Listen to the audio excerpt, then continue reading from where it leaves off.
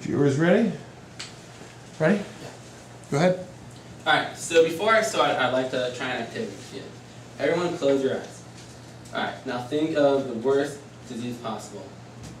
The deadliest, most painful disease possible. Now imagine that you have this disease. Think of the emotional pain, the physical pain, and all the pain possible for it. So doctors and scientists are working very hard and strenuously in finding a cure for it. However, there are no human test subjects who want to test the cure to see if it works or not. What would you do? Would you let an animal test? Would you let an animal test for you, or would you choose to die because of your disease? Me personally, I'm pro animal experimentation. I would like to have an animal test for me. I want to live a long and healthy lifestyle, and I admire the work that scientists do on animal testing. And as a college student, talking to other college students, my purpose to you is to talk about animal experimentation and for you to realize that it's actually a good thing. So, for my presentation, I'm going to talk about how it's morally justifiable, the accuracy of it, the benefits and improvements, and how you can become more aware. So, how is vivisection, or another word for animal experimentation, moral? Well, these two guys, they're ethics professors at Santa Clara University State. They said that society has an obligation to act in ways that will minimize harm and maximize benefits. Halting or curtailing painful experimentation on animals would have harmful consequences to society. They wrote this in their book about pro-animal experimentation called Of Cures and Creatures Great and Small.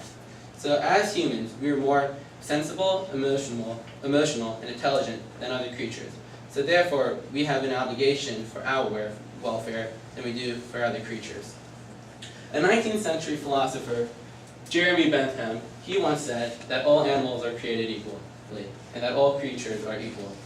This is one of the arguments that anti-animal experimentation people have. However, did you know viruses and bacteria are also creatures?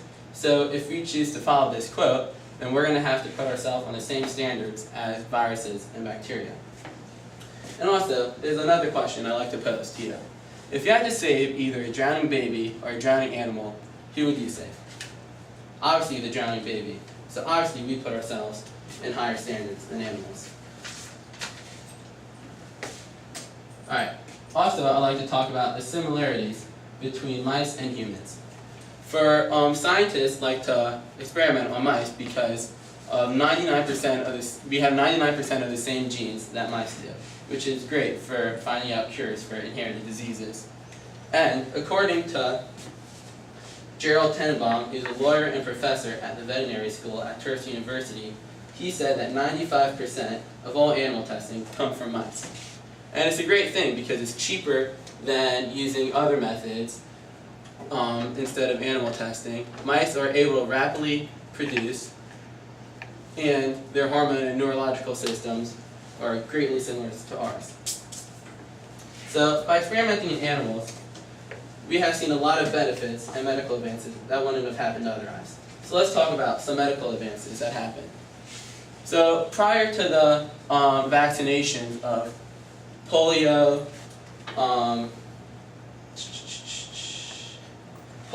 measles, tinnitus bumps, whooping cough, and tuberculosis, millions of babies died within their first year of birth. Now, after animal experimentation and then testing their findings on rats and mice, only 1 out of every 10 million vaccines are ineffective. And other vaccines that were developed via animal testing was herpes, simplex, hepatitis B, malaria, tuberculosis, and measles. Also, did you know that before the vaccination for diabetes called insulin, 67.5 million people suffered excruciating death?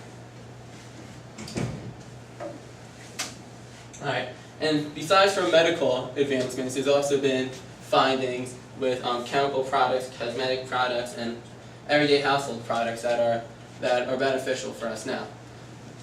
They had on the market Dursban, and after scientists tested on mice, that they found that it impaired brain development. So would you want your children playing around in chemicals by Durbin, and then they're not being able to pass the 3rd grade because of impaired brain development? And there's also vinclozolin, which is pesticides that keeps insects away from foods. They terminated it because scientists found that it caused deformation in the genitals of rats. So without testing these products, our future generations would have been deformed. Thousands of chemicals are released into the environment every day, and without the use of animal testing, society would never be able to foretell the effects these chemicals have on everyday life. If they banned animal testing, we'd have to wait and see for ourselves the consequence that society faces. So it's between us or a few lab rats in preventing society from future illnesses. So in conclusion, animal testing plays an important part to the success of the medical field today. Without animal testing, many people would have suffered and died from various diseases. There are various ways in which you can make people aware that the benefits of animal testing outweighs the costs. And one of them is a site, the biggest one in America, the United States, called Protest for Science. This is a sister site from Protest in the UK. You could go on their website, speakingofresearch.com, and sign up for petitions, protests, or you could have a speaker come to your club or university to speak for free and talk about animal testing. Thank you for your time. My name is Samuel Kleiman, and there's my contact information and my bibliography.